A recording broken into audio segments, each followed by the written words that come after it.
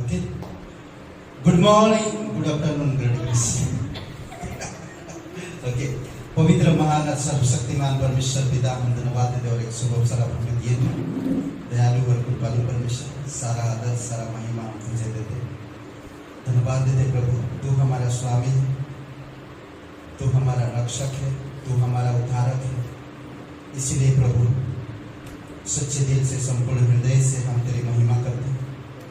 धन्यवाद देते पिता इस दिन को, इस समय को तेरी इच्छा और तेरी अनुग्रह में अगुवाई करो पिता, और पवित्र आत्मा के सामर्थ से और तेरी इच्छा अनुसार प्रत्येक भाई बहनों के हृदय को आप भर दो तेरी वचनों से, तेरी योजना और मकसद से पिता।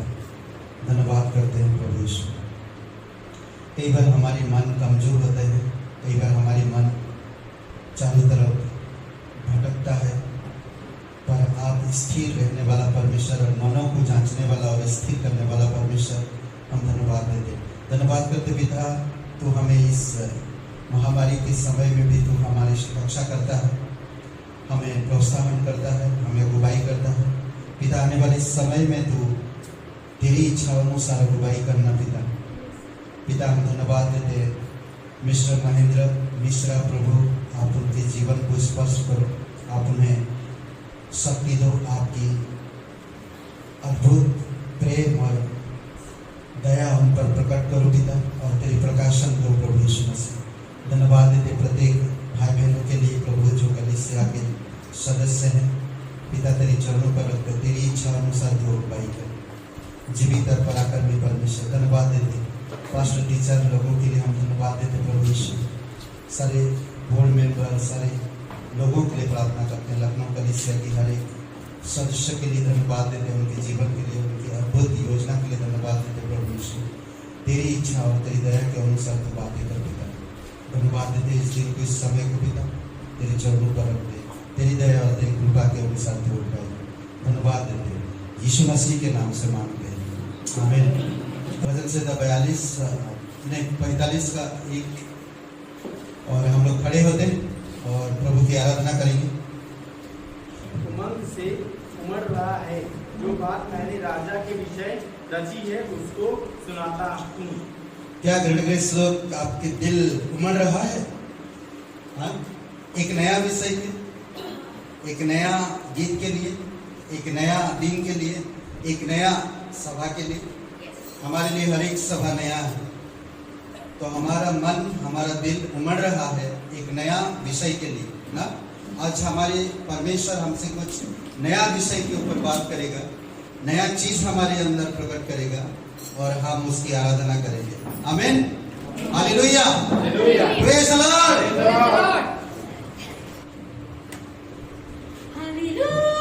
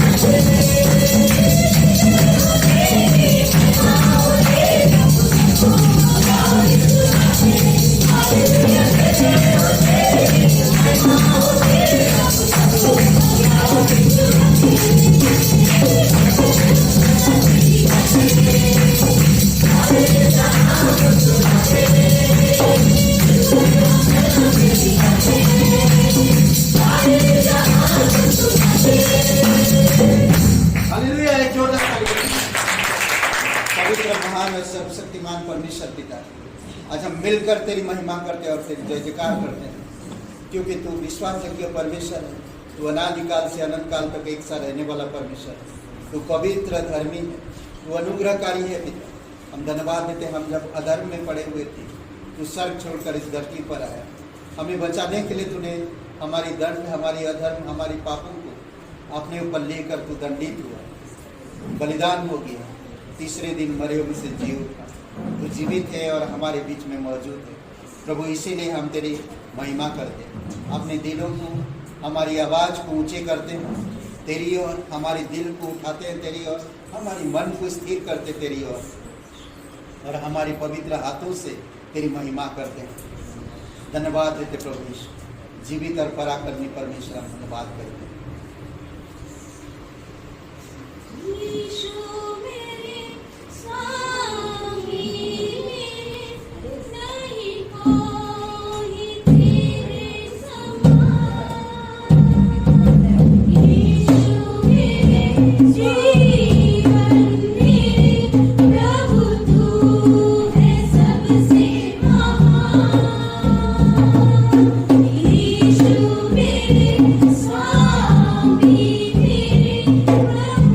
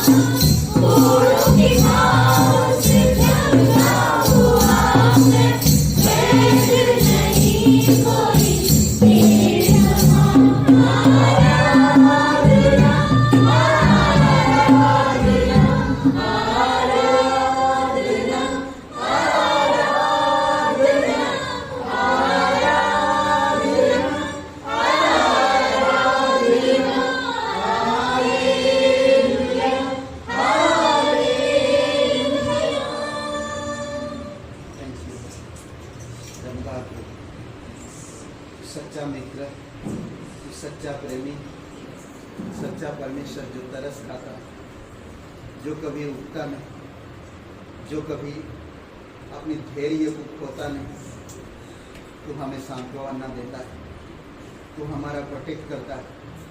धन्यवाद प्रभु यीशु। धन्यवाद के साथ स्तुति गाऊंगा, मैं यीशु मेरे पिता,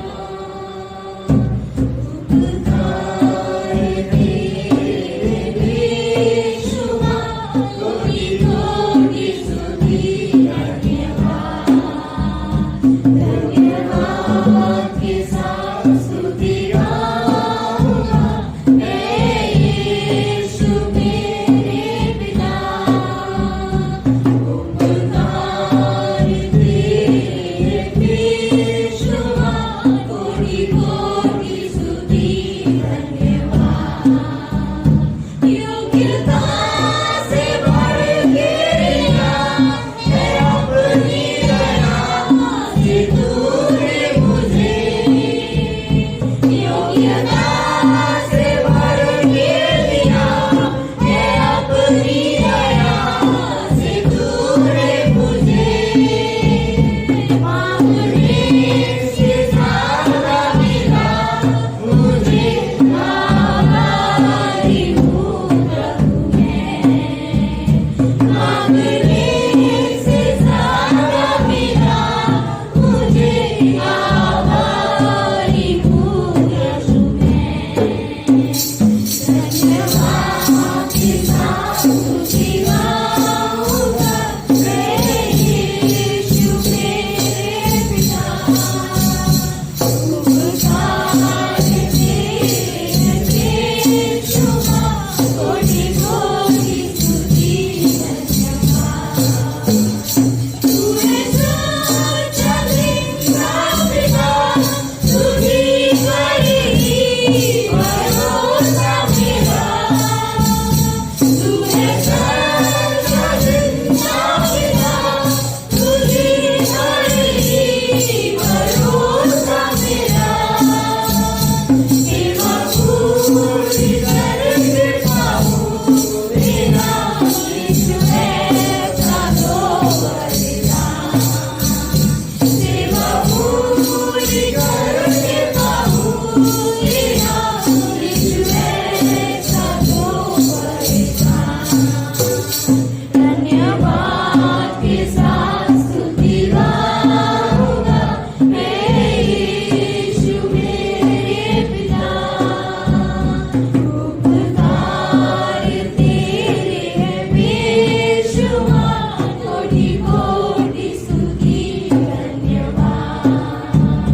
धन्यवाद के साथ स्तुति गाऊंगा, हे यीशु मेरे पिता, उपकार तेरे है बेशुमार, कोटि कोटि स्तुति धन्यवाद, कोटि कोटि स्तुति धन्यवाद, कोटि कोटि स्तुति धन्यवाद। महान और सर्वशक्तिमान परमेश्वर, हम धन्यवाद देते प्रभु, तू जीवित हो पिता। जितने भी हम धन्यवाद करें प्रभु उतना ही कम है। तू अनादिकाल से अनंत काल तक एक साथ रहने वाला, तू हर एक लोगों से तरस खाने वाला परमेश्वर, तू पवित्र, तू जीवन देता है, जीवन को संभालता है, जीवन को अगुवाई करता है, जीवन को स्थिर करता है, जीवन को बढ़ाता है। धन्यवाद देते प्रभु यीशु, तेरी दया और तेरी कृपा के अनुसार को अगुवाई। धन्यवाद देते पिता इस समय, धन्यवाद देते, तेरी स्तुति महिमा करते। अभिषेक करो पिता इस सभा में, दयालु और कृपालु परमेश्वर, धन्यवाद देते यीशु मसीह के नाम से मांगते हैं, आमीन। ग्रेट ग्रेस कलीसिया में आप सभी का स्वागत है। और आज हमारे बीच में कोई पहली बार है नहीं, ओके, मोनी जी है, धन्यवाद आपका, काफी दिन के बाद देख रहे हैं आपको। ओके, पता नहीं लॉकडाउन अनलॉक होगा या लॉक होगा हमें नहीं मालूम, बट सरकार के ऊपर निर्भर करता है। अगर अनलॉक होगा, सब खुलेगा, तो हम लोग शायद संडे सभा को शिफ्ट करेंगे वहाँ, देखेंगे आने वाले समय में। आने वाली सप्ताह ना, इस सोमवार को छोड़ के अगली सोमवार से क्लास है और नया नियम की सर्विस। ओके, और हम सोच रहे हैं क्लास भी यहीं पर करें।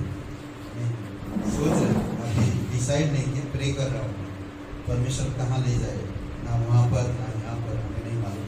बट क्लास बंद नहीं करेंगे, क्लास चालू होएगा। इस सोमवार को छोड़ के एक सोमवार पर कल है ना, इस सोमवार को छोड़कर अगली सोमवार को क्लास होगा। ठीक है, नया नियम की सर्विसन, और बहुत मज़ेदार क्लास होगा, और ज़्यादा बड़ा नहीं होगा, छोटा क्लास होगा, ताकि हम YouTube में भी डाल सके और जान सके लोग। ओके, और आप सभी लोगों को, लेडीज़ को ना, कल 1 तारीख को मंगलवार को एक लेडीज़ प्रोग्राम है नीतू जी के घर पे, नीतू सिंह। ठीक है, सारी लेडीज़ का एक प्रोग्राम है, तो आप लोग वहाँ पर आ सकते हैं, और आपको व्हाट्सएप में टाइमिंग बता देंगे, तो वहाँ पर आप आ सकते हैं और लेडीज़ गैदरिंग हो सकते हैं एक साथ। ओके, और हमारी वाइफ कुछ प्लानिंग शेयर करेगा आप लोग, और उन प्लानिंग को आप समझिए और उसके लिए प्रार्थना करिए, और परमेश्वर की महिमा में आगे बढ़ने के लिए। ठीक है, आइए हम लोग भेंट के लिए प्रार्थना करें। पवित्र, महान और सर्वशक्तिमान परमेश्वर पिता, प्रभु, हम जानते हैं कि आज जो जैसा बोता है वो ऐसा काटता है। जैसा लोग अपने अनुसार दान करते हैं, या तेरे भवन के लिए, तेरे राज्य के लिए, तेरी सुसमाचार के लिए, तेरी कलीसिया के लिए और तेरी अनंत योजना के लिए, प्रभु आप उन्हें कभी भी निराश होने नहीं देते। हमारा कर्तव्य है कि प्रभु हम 10वां अंश आपको निकाल कर दे सके। धन्यवाद देते कि तू हमें आशीषित करता है, तो हमें हर चीज़ों से प्रोवाइड करता है। तेरी दया और तेरी कृपा के अनुसार तू उपाय। धन्यवाद देते यीशु मसीह के नाम से मांगते, आमीन।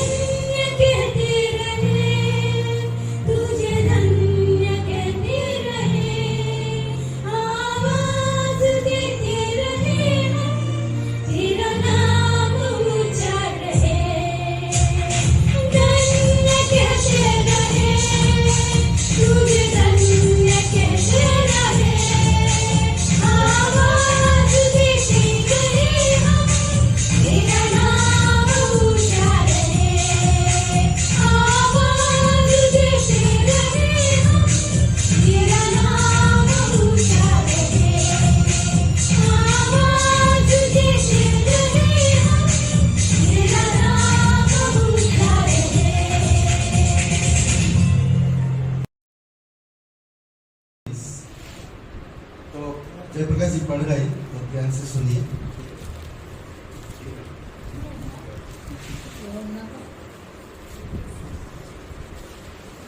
यूहन्ना का 21 अध्याय है। तिबिरियास झील के किनारे चेलों पर प्रकट होना।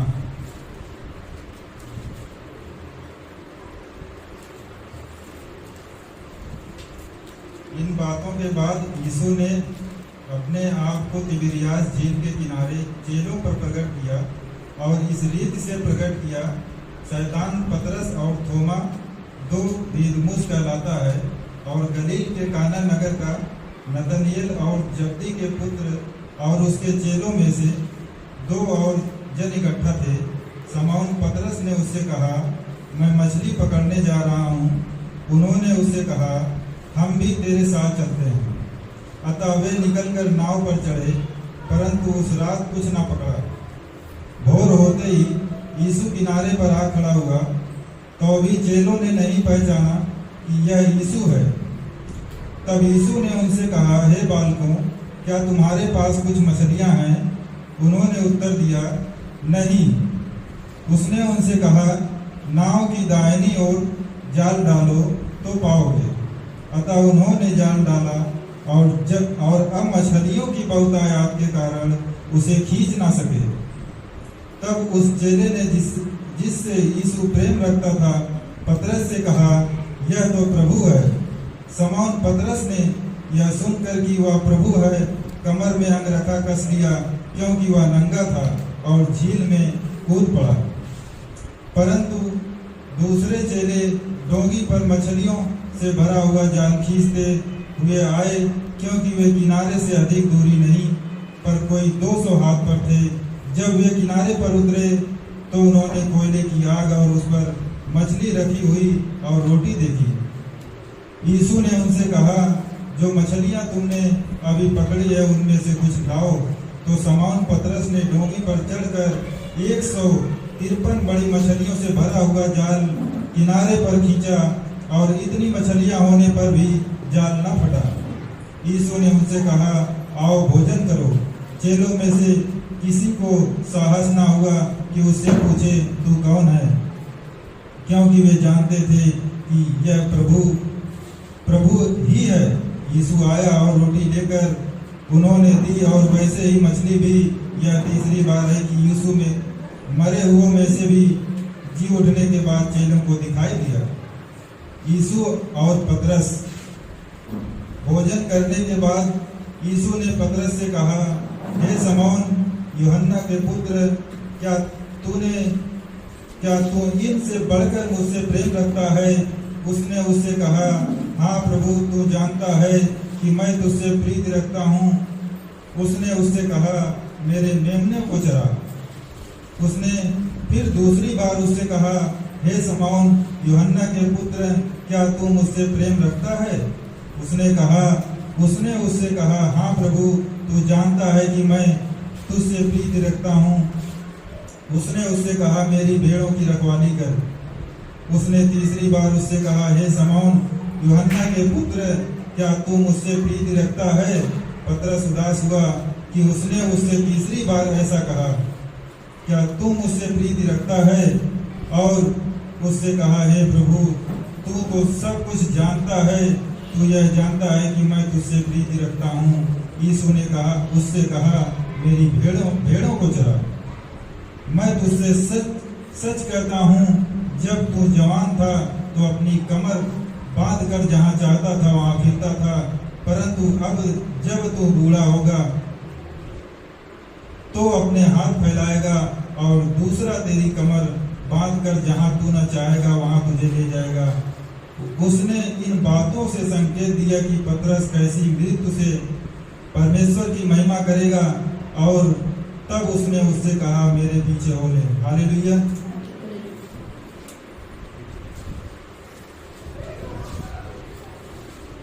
पिता परमेश्वर, हम धन्यवाद देते हैं आज इस वचन के द्वारा तो हमारे जीवन से बातें कर पिता की हम ऐसे संदेश दे प्रभु कि हम भूल न सके, हमारे हृदय में बसे और उस वचन के अनुसार हमारा जीवन। धन्यवाद यीशु नासरी के नाम से मांगते हैं, आमीन। ओके। तो कैसे हैं आप? बिल्कुल अच्छे लगते बढ़िया, नहीं, बढ़िया। इनकी जुबान से आ ही नहीं रहा। बढ़िया हाँ? शीर्षक क्या बताएं?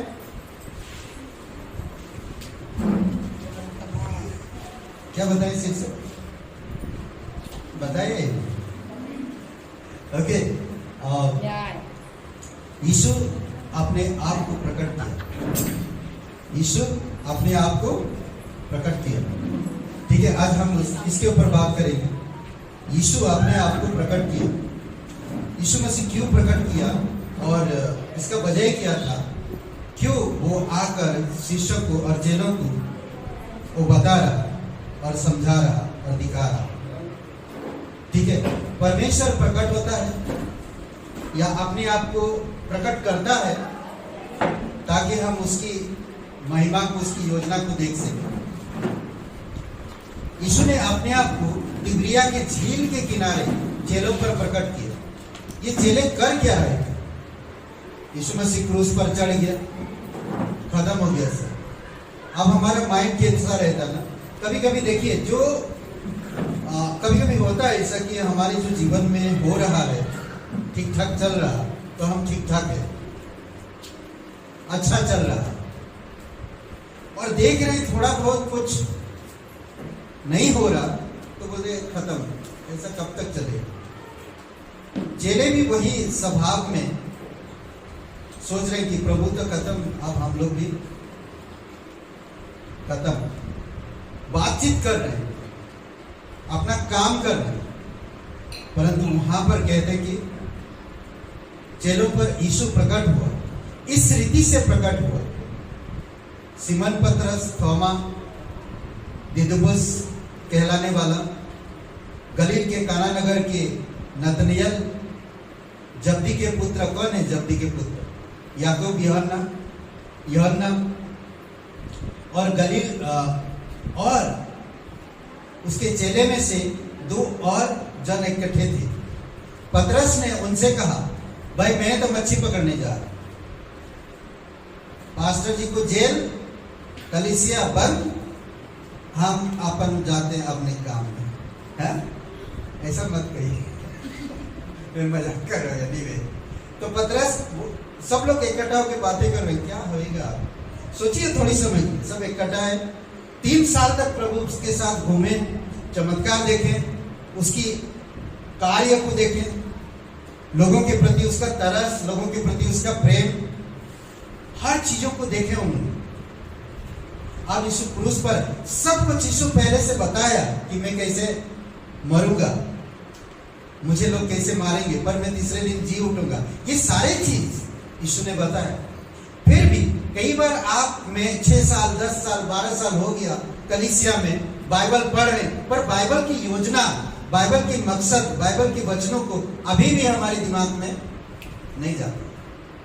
ये 3 साल सब कुछ आंखों से देखा, यीशु से बातें की, यीशु के साथ घूमे, फिर भी ऐसा एक परिस्थिति है कि आप पतरस क्या कहता? देखिए, पतरस कहता कि पतरस ने उनसे कहा, मैं मच्छी पकड़ने जा रहा हूं। वही पुरानी स्थिति, वही पुरानी आदत, मैं तो जा रहा हूं। कभी कभी आप और मैं भी ऐसे सोचते हैं, नया होने के बावजूद भी, महान परमेश्वर के प्रेम मिलने के बावजूद भी, परमेश्वर की इतनी बड़ी योजना हमारे जीवन के प्रति, इन सब चीजों को हम लोग कभी समझ नहीं पाते और हम वही पुरानी आदतों में घुस जाते। पतरस भी वही कहे, उसके साथ उन्होंने उससे कहा, हम भी तेरे साथ चलते हैं। एक इंसान, नकारात्मक सोच, उसके वजह से उसके साथ जितने लोग थे वहां पर, वो सब लोग कहा, हम भी तेरे साथ आते हैं। सोचिए, वे निकल कर नाव पर चढ़े, परंतु उस रात कुछ ना पकड़ा। यूहन्ना का 5:5 में भी देखते हैं, सॉरी लूका का 5:5 में, उस उस दिन यीशु जब पूछा कि गहरे पानी में नाव डाल, तो पतरस ने तुरंत कहा, हे प्रभु, हम बहुत कड़ी मेहनत किए रात भर, कुछ नहीं आया। स्वामी तू कहता है फिर जाल डाल दे। तो यहां पर भी ये लोग कहते हैं कि रात भर मेहनत की और कुछ ना पकड़ा, तो भी तेरे कहने से जाल डालूंगा। ये लूका की किताब में जिस तरह कहता है, दोनों तरफ पहले थे हम ऐसे, अब हम प्रभु की चमत्कार को देखा, परमेश्वर हमारे जीवन में काम करते हुए देखा। हम जो पहले थे वैसे अब नहीं है। प्रभु के अनुग्रह को प्राप्त किए, परमेश्वर के प्रेम को देखें, परमेश्वर के शांति को देखें। परमेश्वर ने कहा है, मार्ग सत्य जीवन मैं ही हूं। ये सारी चीज जानने के बावजूद भी आज मैं खाली हाथ। ये मसीह जीवन नहीं है। ये मसीह जीवन नहीं कि एक इंसान को बैकस्लाइड ले जा रहा, एक इंसान को पीछे ले जा रहा, एक इंसान को पुरानी आदतों में लेकर जा रहा। ये अच्छी बात नहीं है ना। सिर्फ एक इंसान का नकारात्मक सोच, उसके साथ कई सारे लोग भी नकारात्मक सोच में चले जाते। एक इंसान की गलती बहुत सारे लोगों को असर पड़ता है, असर लेकर आता है। इसीलिए आपका जीवन को लोग देखते हैं, आप प्रभु में हो, आप परमेश्वर को व्यक्तिगत रूप से जानो, आपकी व्यक्तिगत जीवन में समझो कि परमेश्वर कैसा है। समझ रहे हैं? यीशु मसीह चेलों से अपने आप को क्यों प्रकट करता है? कारण क्या था? वजह क्या था? यीशु क्यों प्रकट कर रहा? ताकि हम नकारात्मक सोच छोड़कर सकारात्मक सोच में आए, ताकि हम परमेश्वर के साथ वही घनिष्ठता प्राप्त करें जो जगत की उत्पत्ति से पहले हमारे साथ, वही घनिष्ठता, वही प्रेम, वही ब्लेसिंग हम प्राप्त कर सके। प्रकट करने का यूनानी शब्द है फेनेरो। प्रकट करने का, अपने आप को प्रकट करने का। फेनेरो का मतलब होता है प्रकट किया हुआ, प्रकट किया गया या प्रकट होना। समझ रहे? जैसा वो है वैसा प्रकट होना। ये पुनरुत्थान का शब्द नहीं होता यहाँ पर। प्रकट होना, जैसा था वो वैसे ही प्रकट हुआ, पर वो आत्मिक में था, आत्मिक शरीर था, आत्मिक देह था, पर लोग पहचान सकते थे। परंतु चेले इतने अंधे हो गए थे कि यीशु को पहचान भी नहीं पा रहे, वो समझ नहीं पा रहे। वचन 3 पढ़ेंगे, कोई 3 वचन, एक ही शब्द है यूहन्ना का वचन 3।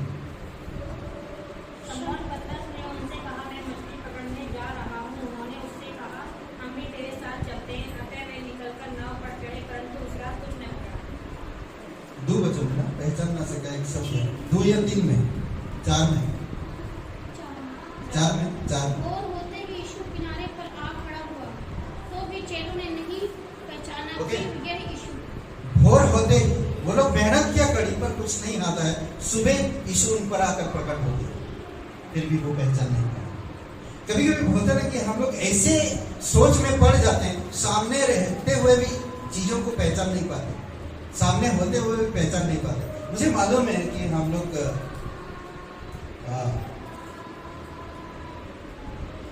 लोग एक ऐसी परिस्थिति में थे, मेरी पत्नी उनके माता पिता को बताया नहीं था, वो घर छोड़ दी थी, और हम कलीसिया में आते जाते थे।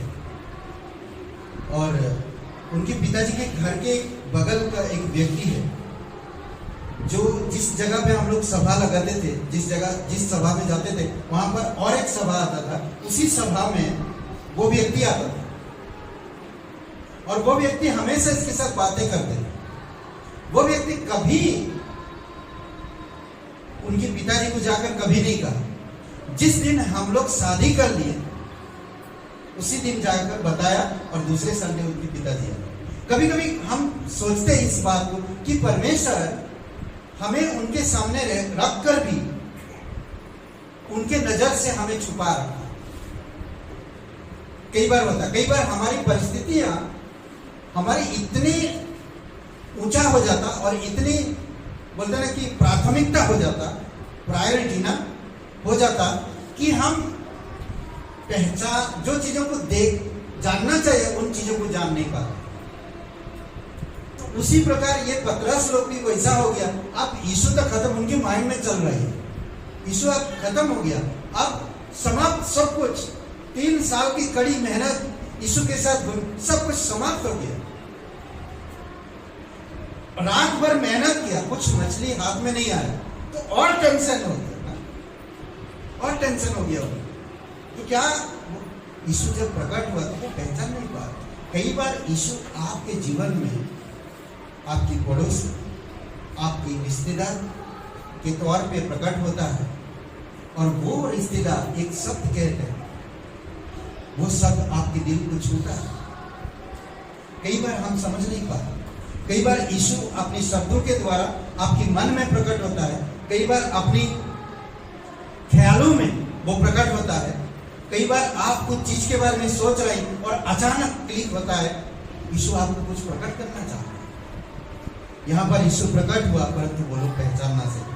सोचिए, आज आपको मुझे उस प्रकार की माइंड नहीं रखना है। हमें परमेश्वर का मन रखना है, हमें परमेश्वर का मन रखना है, हमें परमेश्वर का दिल रखना है। तब हम परमेश्वर की सामर्थ को समझ पाएंगे। सोचिए, याकूब के जीवन में जब परमेश्वर प्रकट हुआ, याकूब कौन? पुराने नियम उत्पत्ति के 35 अध्याय वचन 7 में जब याकूब अपने भाई के डर से भाग रहा था तब परमेश्वर उस पर प्रकट हुआ। तब उसने वहां पर एक जगह का नाम था एल बेतेल स्थान में। एल बेतेल का मतलब है बेतेल का परमेश्वर, रोटी का घर, रोटी का घर। वह कुछ वहां पर प्रकट किया, ताकि प्रकट इसलिए किया जिस डर से भाग रहा था उसके जीवन में एक मकसद, एक योजना या एक बुलाहट को समझने की समझ रहे। और आयुब का 12:22 में कहता कि वह कुछ गहराई या गहरी बातों को प्रकट करना चाहता है, इसलिए वो प्रकट होता है ताकि कुछ गहरी बातों को वो प्रकट कर सके। आज अगर कोई ऑफिस में है, आज अगर कोई आप प्रोजेक्ट शुरू किए या शुरू करना चाहते हैं, कुछ प्रोजेक्ट शुरू करना चाहते हैं, तो आप मीटिंग होती है, मीटिंग में आप उस प्रोजेक्ट का हर एक डिटेल तैयार करके रखते हैं ताकि सबके सामने वो प्रकट कर सके और सब लोगों का माइंड में वो विजन, वो जो आपने तैयार किए प्रोजेक्ट को, वो प्रोजेक्ट सबके माइंड में आ सके और वो माइंड के अनुसार, वो प्रोजेक्ट के अनुसार जो प्रकट किया गया, जो दिखाया गया, उसके अनुसार आप काम कर सकते। अद्भुत है ना? परमेश्वर भी कुछ ऐसा करना चाहता है। 18 और वचन 19-21 अध्याय यूहन्ना का। यहां पर कुछ सोचने वाली बात है ना। अभी हम लोग 3 वचन में देखा पतरस ने क्या कहा, मैं क्या करने जा रहा हूं? मछली पकड़ने। ये देखिए, ये वचन 18 वचन पढ़िए। मैं तुझसे सच सच कहता हूँ, जब तू जवान फिरता था, परंतु जब तू बूढ़ा होगा तो अपने जवान फिरता था, जब जवान था तो अपनी कमर बांधकर जहाँ चाहता था वहाँ फिरता था, परंतु जब तू बूढ़ा होगा तो अपने हाथ फैलाएगा और दूसरा तेरी कमर बांधकर जहाँ तू न चाहेगा वहाँ तुझे ले जाएगा। ये बात को समझ पा रहे? समझ पा रहे? जब मैं जवान था, परमेश्वर की योजना, परमेश्वर की इच्छा, परमेश्वर की बाहर से मैं अपनी तरीके से जा रहा था। पतरस वहां पर क्या कर रहा? परमेश्वर ने इतना कुछ तेरे जीवन में दिखाया पतरस, कैसे भूल सकता है? कैसे तुझे स्मरण नहीं है उन सब चीजों को? तू अभी वही पुरानी काम में मच्छी पकड़ने के लिए जा रहा। यहाँ पर कह रहा, जब तू जवान था, कमर बांध कर जहां तू चाहता था वहां तू फिरता था। जब तू बूढ़ा होएगा, हाथ फैलाएगा पर दूसरे तुझे ले जाएंगे, जहां तू नहीं जाना चाहता था वहीं तुझे ले जाएंगे। ये परमेश्वर की बात है। जो मैं करना चाहता हूं वो नहीं कर पा रहा, जो मैं नहीं करना चाहता वो मैं कर रहा हूं। समझ रहे? मेरे मन के मुताबिक नहीं करूंगा। और आगे परमेश्वर यीशु मसीह प्रकट होकर उसका मृत्यु के बारे में भविष्यवाणी करता कि उसकी जीवन से परमेश्वर को कैसा महिमा होगा। 5 सिद्धांत है जो हम आज देखेंगे। 5 सिद्धांत, ठीक है? ये 5 सिद्धांत इस अध्याय में अगर आप देखेंगे, ये 5 सिद्धांत आपकी माइंड में फिक्स कर लीजिए कि आप एक विश्वासी हो और परमेश्वर आपसे बहुत प्यार करता है। ये सिद्धांत आपके जीवन से कभी बाहर ना जाए। समझ रहे? सबसे पहला उसका बुलाहट की मकसद या मकसद की बुलाहट क्या है? बुलाहट, मकसद की बुलाहट, ठीक है? वचन 1 से 13 में चरवाही करने और खिलाने के लिए आपको बुलाता है। चरवाही करने और खिलाने के लिए। क्या खिलाना? खाना वाना, चिकन बिरयानी या बाकी चीजें नहीं, परमेश्वर की वचन।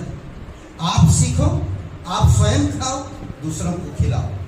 चरवाही करो आपकी घर की, आपके परिवार की, कलीसिया ना। हर एक परिवार में जब बच्चा जन्म लेता है तो माता पिता का यही लक्ष्य रहता कि मेरा बच्चा बड़ा होकर एक दिन बड़ा आदमी बने। क्या परमेश्वर नहीं चाहता कि आप जिस कलीसिया में आप आए हो उस कलीसिया में परमेश्वर आपको कुछ बड़ा करे, आपके जीवन में ऐसा कुछ करे जो आप दूसरों को खिला सके, जो आप दूसरों को अगुवाई कर सके, जो आप दूसरों के लिए सहायक बन सके? परमेश्वर चाहता है, उसका मकसद है, उसका बुलाहट का मकसद क्या है आपके जीवन में? वो क्यों आपको बुला रहा है? कुछ काम सौंपने के लिए। वो क्यों आप पर प्रकट हो रहा है? ताकि कुछ मकसद दे सके। आपको बुलाया इसलिए ताकि उस मकसद को आप पूरा कर सके। करेक्ट? इसमें कहता है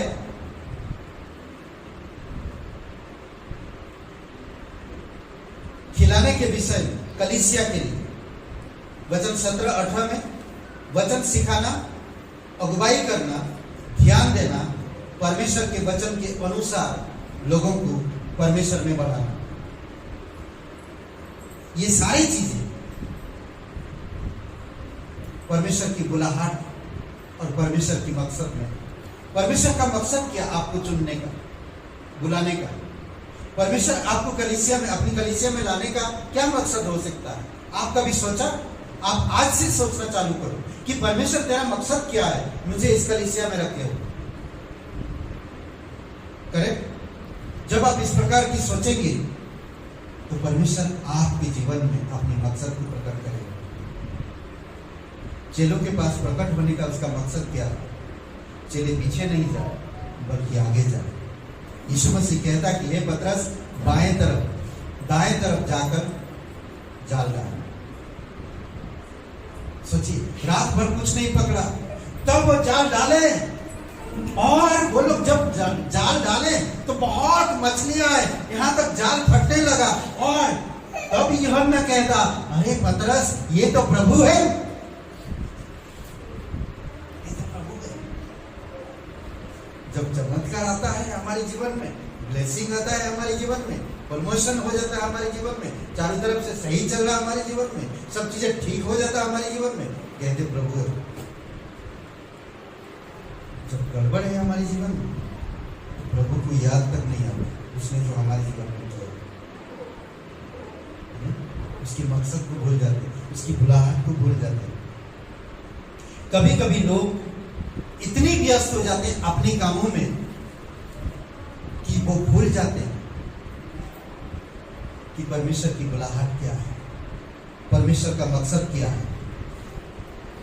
अलग अलग बातों में व्यस्त हो जाते हैं और अपने जीवन को व्यस्त में ले जाते हैं, परमेश्वर के मकसद से दूर हो जाते हैं। और उसने जो उनको जो कलीसिया में बुलाया, क्या परमेश्वर उनके जीवन के द्वारा करना चाहता है, वो सारी चीजों को भूल जाते हैं।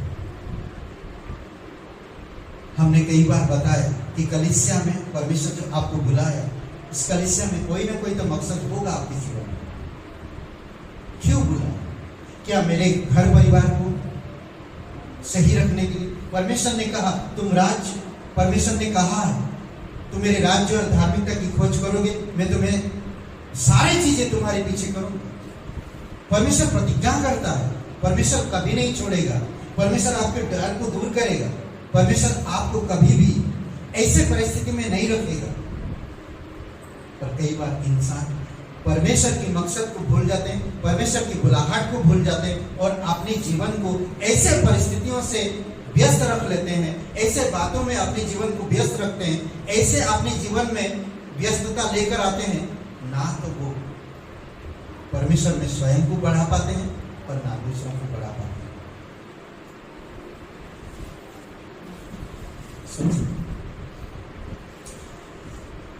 बोलते हैं कि कायफा के पास लाखों लोग थे पर यीशु के पास 12 लोग, उसमें से एक शैतान था, 12 में से एक शैतान था।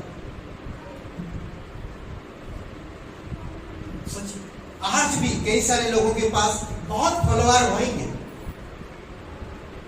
बहुत फॉलोअर होंगे, बहुत लाइक करने वाले होंगे, और परमेश्वर के पास कितने लोग? परमेश्वर के मकसद, परमेश्वर की बुलाहट में कितने लोग? आज लोगों को लाइक पाने के लिए लोग क्या कुछ नहीं कर लेते। सोचिए, अभी हाल ही में एक इंसान लाइक पाने के लिए कुत्ते को बांध के गैस वाला बलून में लपेट कर उड़ा रहा, तो किसी ने पुलिस को बुला तो उसको जेल में डाला। लाइक पाने के लिए क्या नहीं करते हैं?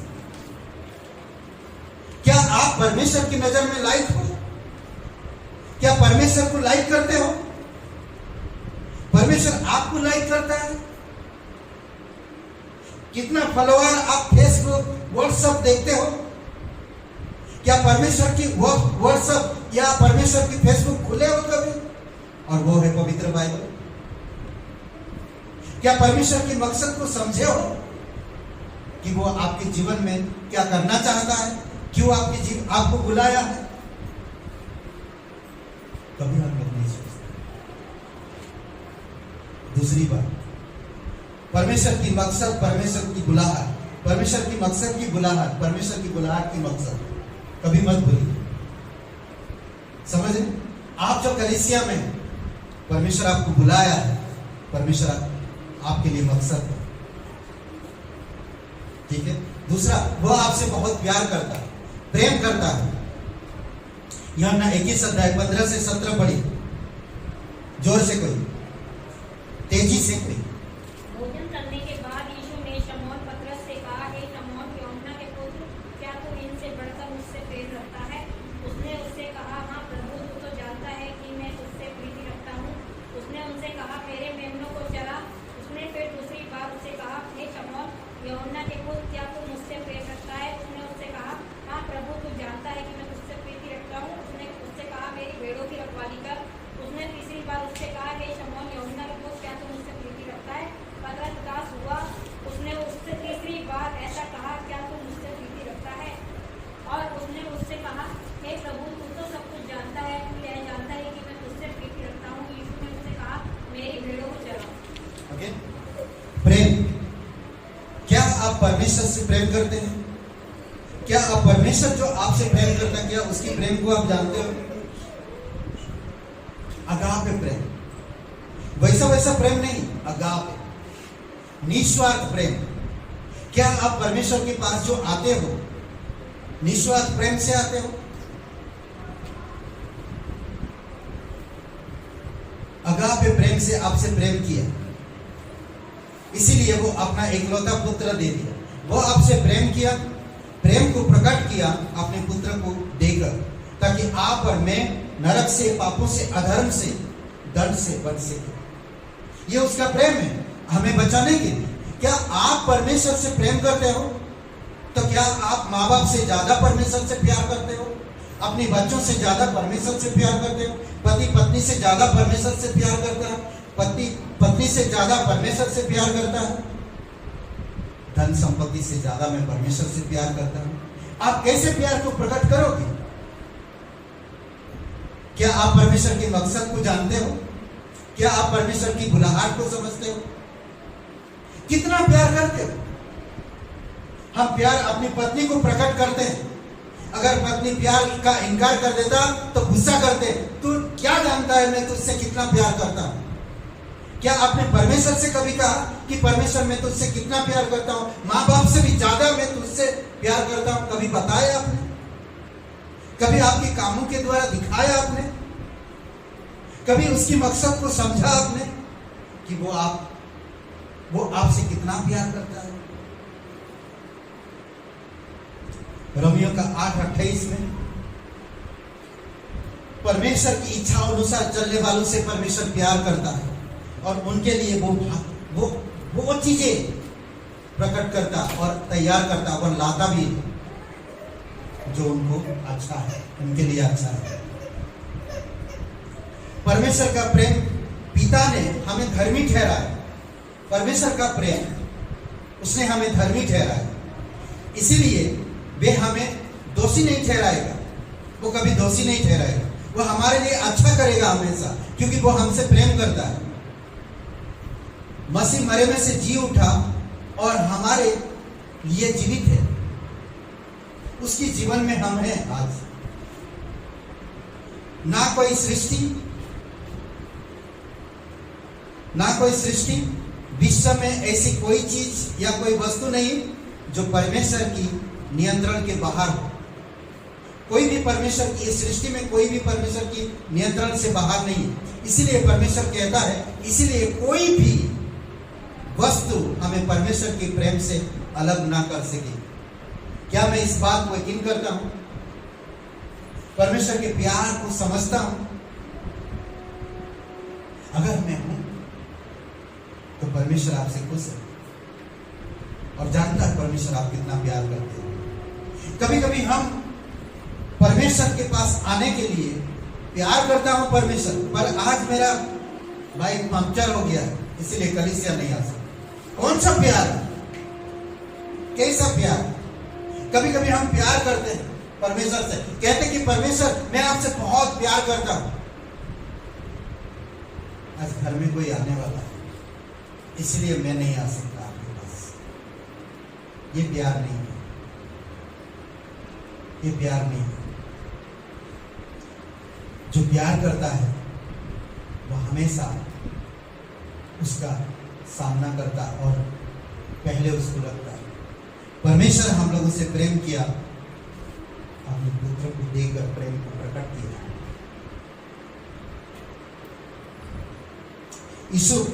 यीशु के भाई लोगों ने ईर्ष्या किया उसके प्रति। यीशु के भाई लोगों ने करेक्ट ईर्ष्या किया। क्यों? क्योंकि उसने एक सपना देखा था। 37 उत्पत्ति का 37 अध्याय है, उसने एक सपना देखा था और वो सपना को अपने भाइयों से प्रकट किया, बताया, और वो सपना को वो लोग समझा तो वो लोग उस पर गुस्सा किया। यहां तक इतना ईर्ष्या किया कि उसको बेच दिए मिधानियों के हाथ में। मिधानियों ने मिस्र में जाकर उसको बेच दिए। क्या परमेश्वर उसको प्यार नहीं करता था? कितने लोगों ने उसके विरोध में आए, भाई लोगों ने, सगे भाई उसके विरोध आए, सगे भाई उसके विरोध में आए। उसने अपने भाई के प्रति एक शब्द नहीं कहा। भाई लोगों ने मिधानियों के हाथों बेच दिया। मिधानी लोगों ने उसे मिस्र में बेच दिया, दूसरी जगह में, दूसरी शहर में, दूसरी राज्य में, दूसरी स्टेट में। वहां पर वो नौकर का काम करता, मजदूरी करता रहा। क्या परमेश्वर उससे प्यार नहीं करता था? परमेश्वर उससे प्यार करता था। परमेश्वर उसके लिए मकसद रखा था।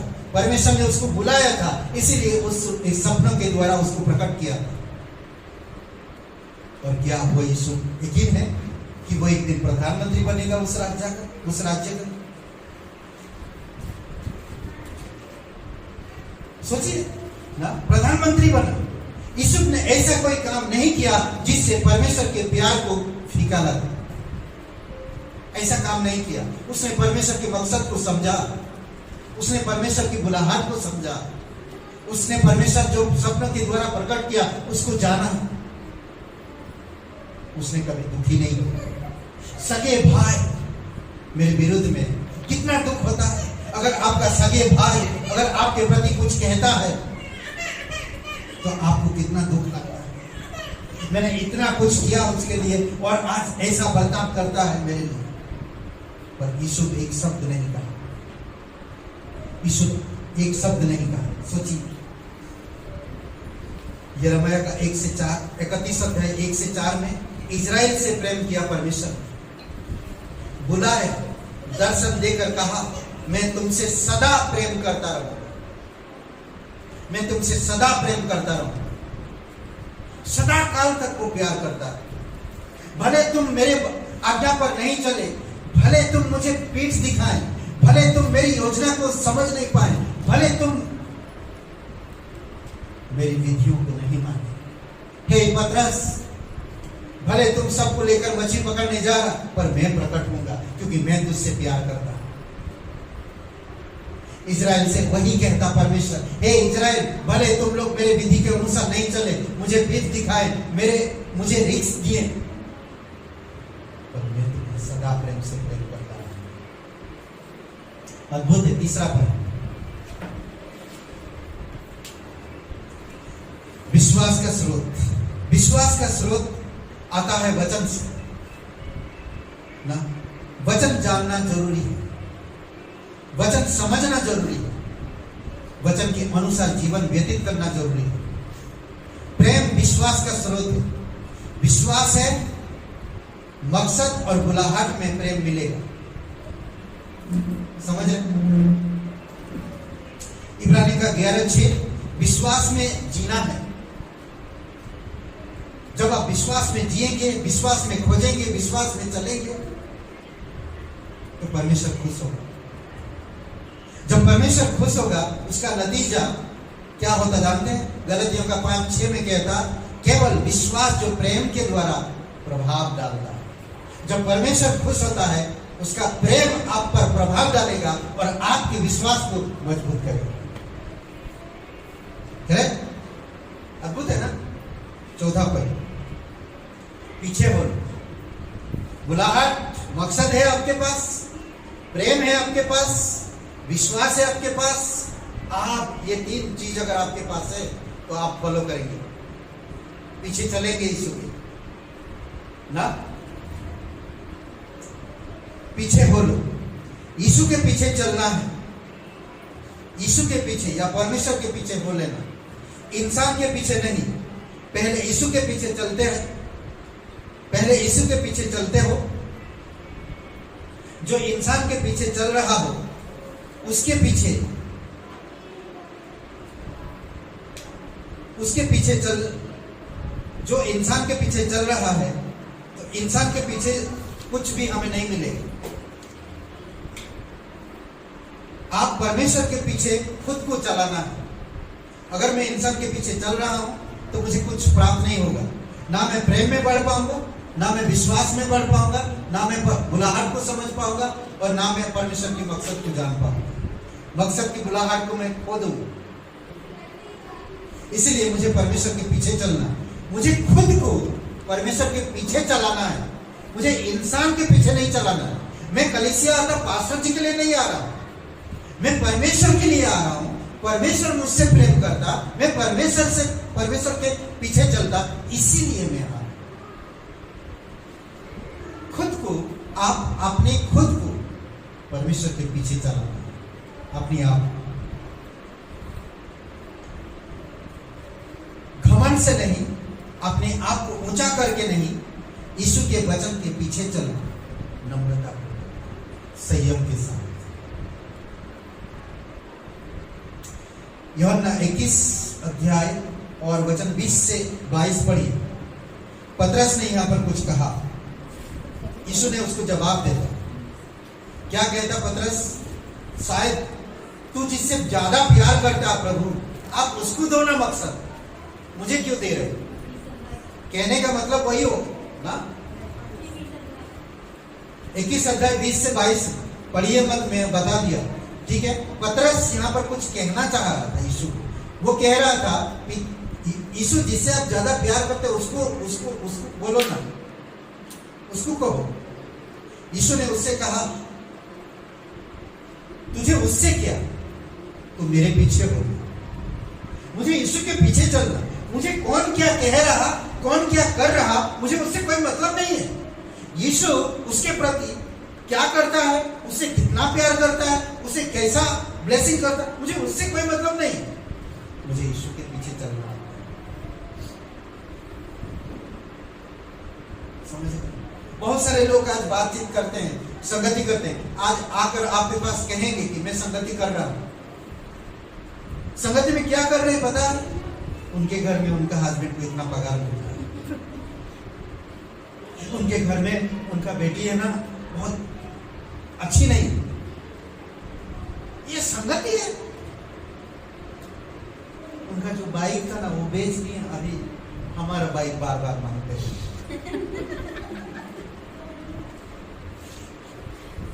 रोज रोज नमक के बहाने पे चले जाते हैं, शक्कर ले जाते हैं।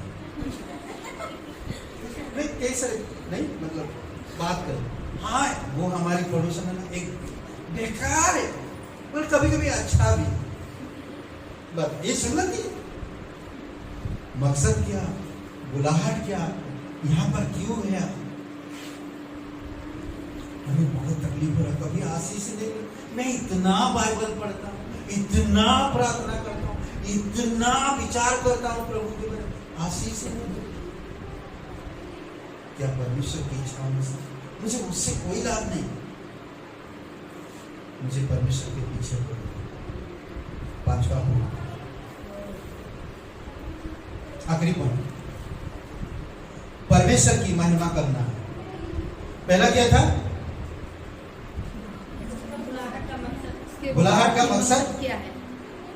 ओके। दूसरा, परमेश्वर का प्रेम, प्रेम करता है, विश्वास में कीना, विश्वास, विश्वास का स्रोत, विश्वास का स्रोत। पीछे हो, तीसरा, पीछे पीछे हो, तीसरा वाला विश्वास का स्रोत, हाँ। चौथा, पीछे हो, पीछे वाला। 5वां, परमेश्वर की महिमा, परमेश्वर को महिमा करना, परमेश्वर की महिमा करना। 19 वचन पढ़िए, 21 अध्याय, यूहन्ना का 21 अध्याय वचन 19 पढ़िए। उसने इन बातों से संकेत दिया कि पतरस कैसी मृत्यु से परमेश्वर की महिमा करेगा। कैसे मृत्यु से तब उसने उससे कहा, परमेश्वर की महिमा करेगा। सोचिए और उसके पीछे बोलिए,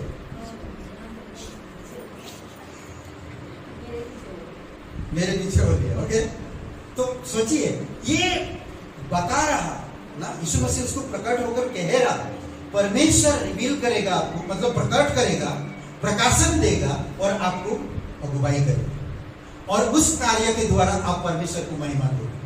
परमेश्वर सब कुछ कर रहा है, आपको मुझे कुछ करने की जरूरत नहीं है। परमेश्वर प्रकट हुआ, मुझे इनकरेज किया, मकसद दिया, प्रेम किया, विश्वास में बढ़ने के लिए कहा, पीछे चलने के लिए कहा, और फिर मैं कैसे महिमा, मेरे काम के द्वारा उसको महिमा। अद्भुत है ना? 3 चीजें नहीं तो महिमा नहीं कर पाओगे आप। 3 चीजें नहीं तो आप महिमा नहीं कर पाओगे। प्रेम, विश्वास, पीछे बोले। प्रेम, उससे प्रेम करना, विश्वास करना, पीछे बोले। ये 3 चीज नहीं है तो आप परमेश्वर को महिमा नहीं कर पाओगे। समझ रहे?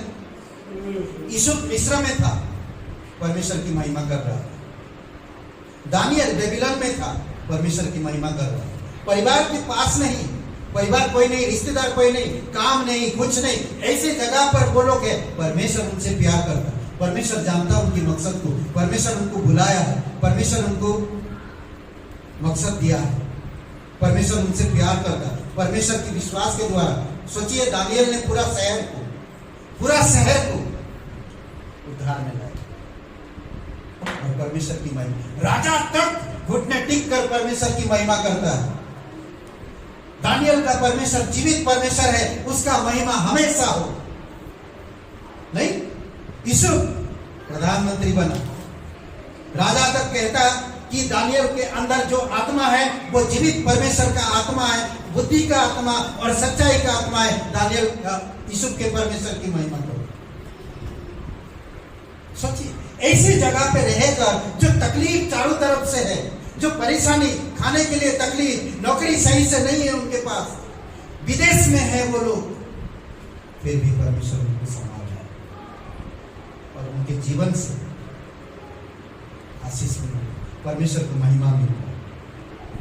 जानते हैं, आज आप और मैं बार बार ये कहते हैं, अरे ये प्रॉब्लम, अरे वो प्रॉब्लम, अरे ये हो गया। आप जानते हैं ये प्रॉब्लम आपकी चारों तरफ से जो है, उससे पहले भी प्रॉब्लम था। आप जब इस धरती पर नहीं आए थे तब से भी प्रॉब्लम था, क्योंकि शैतान इंसान से पैदा होने से पहले से बुरा था और वो बुरा कर रहा था। ऐसा है कि 14 अध्याय में पौलुस मकसद और बुलाहट को समझ गया था। 3 चीजों की वजह से उसे महिमा मिला।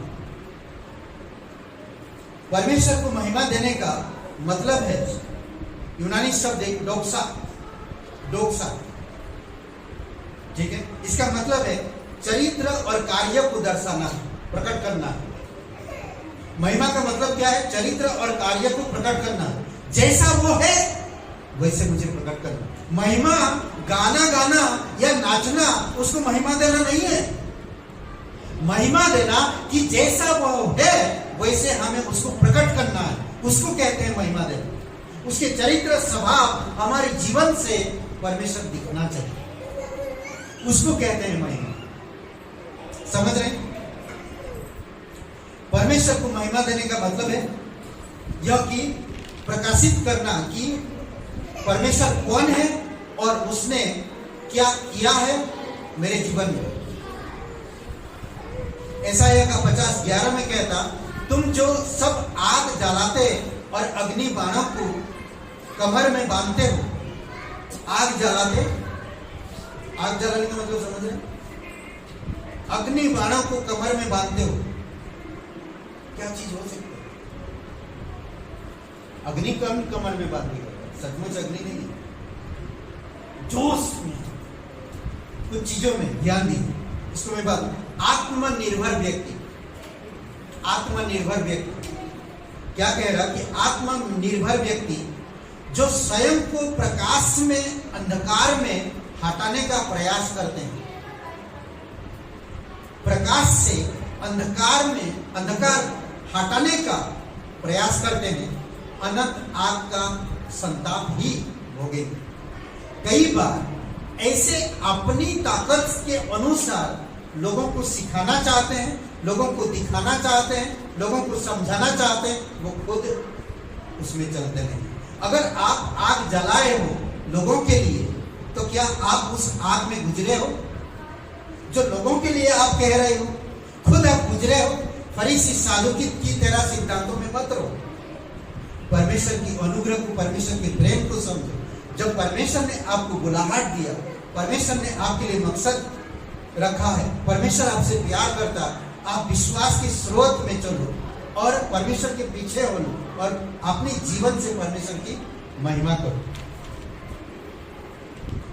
ज्ञान जो है, हम लोग ज्ञान प्राप्त करने के लिए बहुत मेहनत करते हैं, कड़ी मेहनत करते हैं। इधर से उधर से बड़े बड़े किताब पढ़ते हैं, यूट्यूब, ये चैनल, गूगल में कुछ भी हो गूगल, कुछ भी हो गूगल, कुछ भी हो गूगल। पता है ज्ञान क्या करता है? ज्ञान घमंड बनाता है या घमंडी बनाता है। परमेश्वर की ज्ञान, परमेश्वर की अनुग्रह, परमेश्वर के पीछे हो, आपको नम्र और दयावान और कृपाल बनाए। परमेश्वर की बुलाहट की मकसद या मकसद की बुलाहट, ठीक है, उसकी प्रेम, वो आपसे प्रेम करता, विश्वास का स्रोत परमेश्वर के पीछे हो लो और परमेश्वर को महिमा दो। ये मत भूलिएगा, परमेश्वर आपके जीवन में प्रकट करना चाहता, वचन के द्वारा, कलीसिया के द्वारा, योजना के द्वारा। कई बार आप उस मकसद को समझने की ताकत रखो और परमेश्वर में बढ़ो। आइए प्रार्थना करते हैं। महान और सर्वशक्तिमान परमेश्वर पिता, हम धन्यवाद देते, दयालु और कृपालु परमेश्वर पिता, हम धन्यवाद देते कि तू इस प्रकार से लोगों को समझाता और सिखाता और बढ़ाता भी है। तेरी मकसद की बुलाहट पिता, तेरे प्रेम के लिए विश्वास में तू खुश होता है। धन्यवाद देते प्रभु, जो तेरे पीछे चलते हैं वो तेरी महिमा कर पाए। धन्यवाद देते पिता, प्रत्येक भाई बहनों को अगुवाई करो, दयालु और कृपालु परमेश्वर। धन्यवाद आज का दिन को इस समय प्रार्थना प्रभु यीशु मसीह के नाम से मांगते हैं, आमीन। आइए हम लोग खड़े होते हैं।